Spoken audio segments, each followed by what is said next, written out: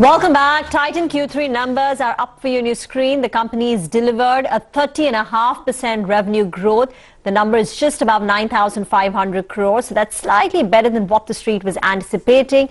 The profit number at close to about 990 crores is also better than what the street was anticipating. It's a growth of 136%, and margins too for the company have expanded to 14.7%. So Titan has beaten street expectations when it comes to the profit, I think, compared to the margins as well as compared to the profitability as well, and the stock is reacting positively. As you can see, EBITDA margins at 14.7%, ahead of expectations of 12.9%, and the bottom line, the net profit at nearly 990 crores is an improvement of 136 basis points and much better than the consensus expectations of 840 crore. Now Q3 was a good quarter for Titan Industries, considering that the economy had unlocked, weddings were taking place in full force, the restrictions on the number of people had also come down, jewelry buying was strong, jewelry revenues according to the company's pre-quarter update was up 37%. And it's surprising, right? Titan has beaten expectations considering that they give you a pre-quarter update, so the street anyway knows what to expect, and they were expecting a strong quarter.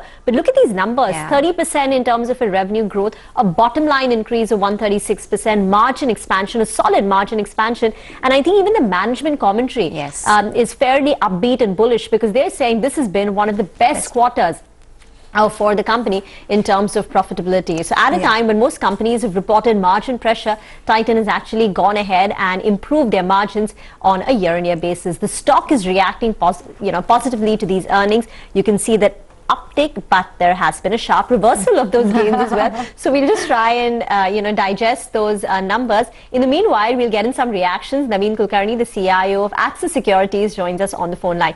Naveen, anything in the numbers? The stock initially reacted positively, but then has quickly reversed those gains.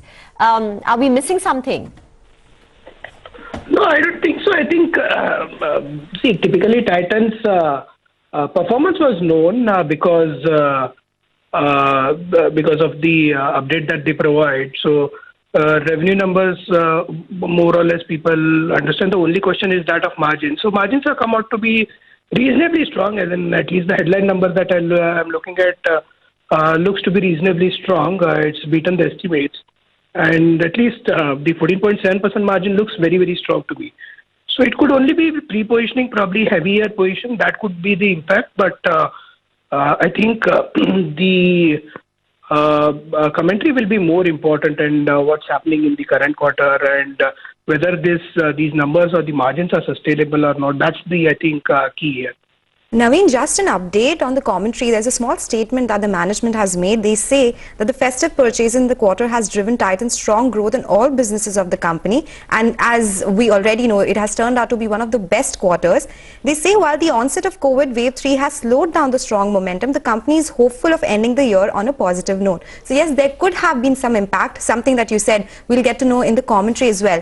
But Naveen, at 73 times 1 year forward earnings, what is your take on the stock? You think there is more upside from here on, because the stock is just 12% away from its record high levels? Yeah, so upside for the consumer discretionary companies is kind of limited, considering the run-up that they have had. However, having said that, I think more importantly, it's very difficult to find businesses which can compound the way that Titan can continue to grow, right? So that's the only I would say that positive factor which can support the valuations. Otherwise, valuations are clearly stretched. So upside, I would say that from these levels seems to be little limited in my view. Naveen, according to you, what could be the possible reason for this margin expansion of 240 basis points on a year-on-year basis? The revenue performance is in line, and it's bang in line with what the company had indicated in its pre-quarter update, a jewelry growth of about 37%, watches growth of 29%, eyewear growth of 26%. The revenue growth numbers we know. So what, according to you, could explain this margin beat and this improvement on a year-on-year basis? Yeah, so clearly what has happened is that the quarter 3 numbers, there is a lot of bunching up which has happened, of sales because of let's say that I would say that wedding and all were the key factors why there would have been a lot of bunching of sales which would have happened in quarter three. And that has resulted in operating leverage is what I believe is the key reason for the margin expansion in the quarter. So that's why I'm saying more or less going ahead, the margins could normalize from the high 14.7%. So it's difficult to imagine that in jewelry business, these kind of margins can sustain for a very long period. So that's my initial reading on the numbers. Okay, Naveen, thanks a lot for that analysis. In fact, we also have Shirish Pardeshi of Centrum Broking joining us now to give his take on Titan's quarter three numbers. Shirish, good afternoon. Thanks a lot for joining us. Well, it's a top-down beat and we have seen margins improving, so that's the big highlight.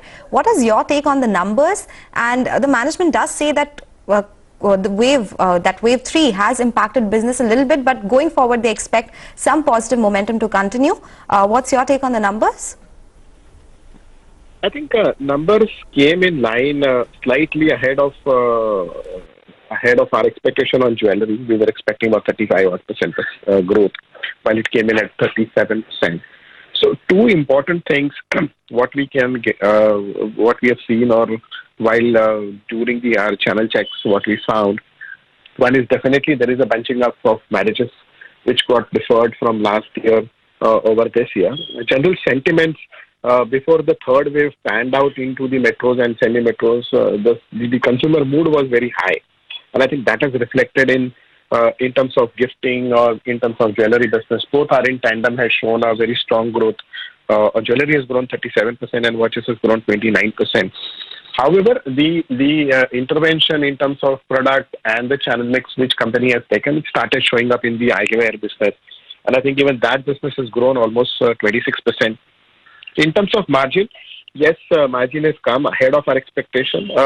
What I've been trying to understand is that maybe that could be two factors. One is that the North India has seen a very strong momentum in terms of studded portion. And of course, the bullion sale, which was been pulling down the business, might have not seen that kind of momentum. The third thing from here onwards, we have a pretty strong view on discretionary part of the business, and this we have seen all the discretionary categories has outperformed in the quarter which has gone by.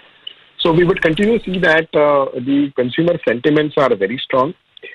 Second thing, which is more importantly, I think the younger audience is also looking at so-called the lightweight jewelry, and I think that is one of the good traction which company would have seen in terms of its business in the fast fashion jewelry business.